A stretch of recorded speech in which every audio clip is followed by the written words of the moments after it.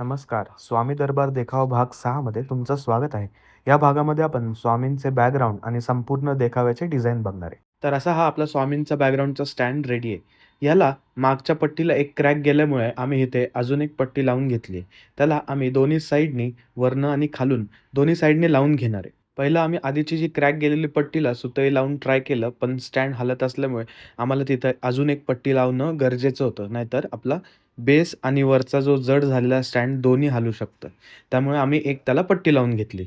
आता यानंतर आपण त्याला पुठ्ठा लावायला घेणार आहे. तर आम्ही 3x6 चा अखंड पुठ्ठा आणलाय आणि त्याला आपला स्टँड आडवा ठेवून त्याचा साईज घेणार आहे आणि त्यानंतर त्या साईजनुसार आपण पहिलं तर आखून मग त्याला पुठ्ठा हा कट करून घेणार आहे. आता इथे आमच्यासोबत एक चांगली गोष्ट होती, ते म्हणजे आपल्याला पुठ्ठा जास्त कट करायची गरज नव्हती. कारण आपला स्टँडसुद्धा 3x6 फुटाचाच होता. त्यामुळे फक्त जो एक्स्ट्रा पार्ट होता आपल्या पुठ्ठ्याला, तो फक्त आम्हाला इथे कट करायला लागला. बाकी जसाचा तसा आम्ही आपल्या स्टँडला जोडून घेणार आहे.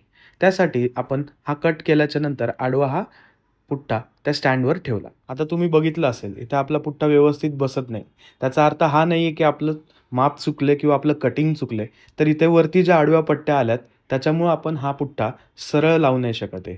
तर आपण त्याला काय करायचं आहे, की वरती एक स्क्वेअर दोन्ही साइडला स्क्वेअर छोटे-छोटे कट करून घ्यायचे आहे. म्हणजे आपला हा पुठ्ठा वरच्या पट्टीवर सरकला जाईल आणि एकदम प्रॉपर नीट व्यवस्थित बसेल. ते झाल्याच्या नंतर ह्याला आपण मागच्या साइडने तार लावून घ्यायची आहे. तार लावून झाल्यानंतर आपला स्टँड असा दिसेल. यानंतर आपण जसा मागचा भाग हा पुठ्ठ्याने कव्हर केला, तसाच बेस, परत वरती जो टॉपला भाग येणार आहे, परत फ्रंट साइड हे सगळं आपण पुठ्ठ्याने कव्हर करणार आहे. आता मगाशी मी तुम्हाला म्हणलो बघा एक स्क्वेअर कट करून मग आपण तो आत घालायचा आहे पुठ्ठा. तर हे असं. हे असं केल्याने आपला पुठ्ठा हा प्रॉपर कट टू कट त्या फ्रेममध्ये व्यवस्थित बसतो. म्हणजे अगदी जर तुम्ही तारसुद्धा नाही लावली, तरी तो हलणार नाही. पण सेफर साईडसाठी आपण सगळ्या भागांना तारही लावूनच घेणार आहे. आता हा वरचा जो पुठ्ठा आहे, तो आपण आतल्या बाजूने वरती लावायचा आहे.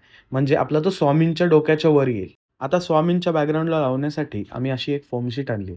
तर एक फोम शीट आपल्याला कमी पडत असल्यामुळे आम्ही इथे काय केलं, आम्ही 2 फोम शीट एकत्र करून लावणार आहे. आता त्याच बॅकग्राऊंडवरती आपण पुढे एक सर्कल लावणार आहे. त्याच्यावर सुद्धा एक फोम शीट लावणार आहे. त्यासाठी आम्ही असा एक बेससाठी एक सर्कल कार्डबोर्डचा कापून घेतला. पण आम्हाला फोम शीटमध्ये सर्कल डिझाइन नाही मिळाली. त्याच्यामुळे आम्ही इथे 2 सेमी सर्कल डिझाइन आणून कट करून आम्ही ती एकमेकांना पेस्ट करणार. तर हे असा आपला सर्कल दिसतोय. त्यानंतर स्वामींच्या बाजूला लावण्यासाठी आम्ही अशा देवळ्या तयार करणार आहेत.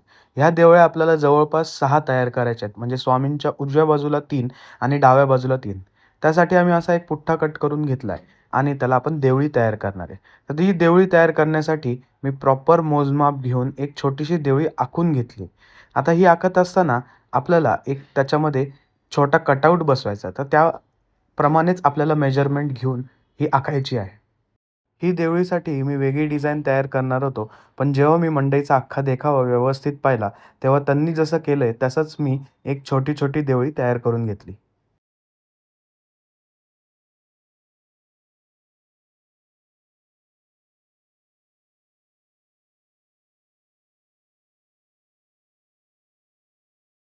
आता एक देवळी तयार करून झाल्यावर मी बाकीच्या बनवण्यासाठी वेगळ्या आखत बसलो नाही. मी त्याच ह्याचा शेप घेऊन सगळ्या त्यावर ओव्हरलॅप ठेवून मग त्या आखून मग त्यानुसार कट करून घेतल्या.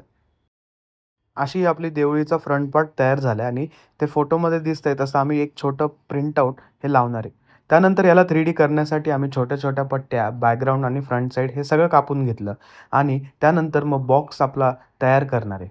त्यासाठी पहिलं तर आम्ही एक बेस घेतला. त्यानंतर बाजूला छोट्या पट्ट्या लावल्या. हा प्रॉपर ट्रेसारखा पार्ट तयार करून झाल्यानंतर आम्ही त्यावर आपली जी देवळीची फ्रेम आहे ती चिटकवणार आहे. आता याच्यासाठी आम्ही ग्लू गन दोन्ही आतल्या बाजूनी आणि खालच्या बाजूने दोन्ही बाजूने लावली. ही आपली देवळी तयार करून झाल्यानंतर आम्ही सगळे जे डिझाईन्स आणले होते ते एकत्र करून आम्ही पूर्ण सेटअप तयार केलाय. तो कसा ते तुम्हाला दाखवतो. अशा प्रकारे आपला स्वामी दरबार देखावा हा संपूर्ण झाला आहे. फक्त यामध्ये आपलं कलरिंग बाकी आहे, जे आपण पुढच्या भागात बघणार आहे. हा जो सेटअप तुम्ही बघताय तो आम्ही टेम्पररी टाचनं लावून बनवलेला आहे. ह्याचं प्रॉपर कसं पेस्टिंग करायचं आहे, कसं कलरिंग करायचं आहे, हे आपण पुढच्या येणाऱ्या भागात बघणारच आहे.